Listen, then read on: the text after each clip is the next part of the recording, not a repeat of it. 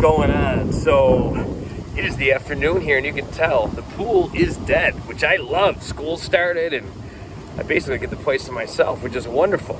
Now, when I was swimming today, I did 2,800 yards, so my swims are going to start to get a lot longer. This is the week 1 of the half Ironman training plan, so 2,800 yards is a lot. If you'll notice, it is all screwed up because for my race on Monday, the pool was 50 meters, so I set my watch to that.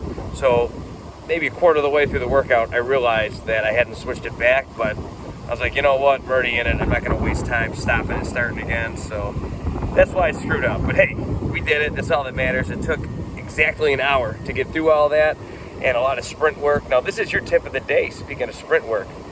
I always tell you, I'm going to give you a tip of the day. This is it. So when you're doing, this is kind of the antithesis to what I talked about yesterday in terms of running and swimming.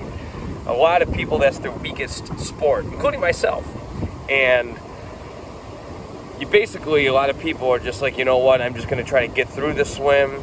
You know, I'm going to try to just, swim as long as I can to practice for a half Ironman, a sprint, an Ironman, whatever it is you're doing. Now, the suggestion that I would give you would be that you should incorporate sprints into your swim training, and I'll tell you why. Because when you're in the open water and you're in a mass of people, that sprint work does come into play. You need to, learn the ability to speed up and slow down at going, when you're live, when you're going at a consistent pace. That's a really important thing to have under your control when you're swimming, because if you just practice at a steady state every time you go swimming, well, guess what?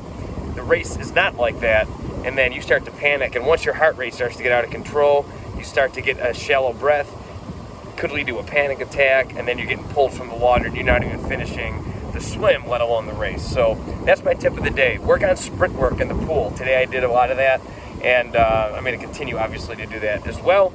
But that's the tip of the day. Do sprint work. All right, so I'm going to call it a day here at the gym. I'm going to go to the other gym. I got an F45 workout ahead of me, so we'll check in after that bad boy. See you soon. Woo! All right, so that's going to do it for today. You see the stats. Wild ride. A lot of points. And, the time gets harder as you go on with each set with this one. So very, very difficult. But obviously, I'm up for the challenge. So are you. And thanks for following along. These days are going to start to get really long with this Ironman training. But I absolutely love it. And big goals and big dreams require big effort. So until tomorrow, we'll see you. Thanks for following along. As always, if you got any questions or anything, let me know. I'm exhausted. See you tomorrow.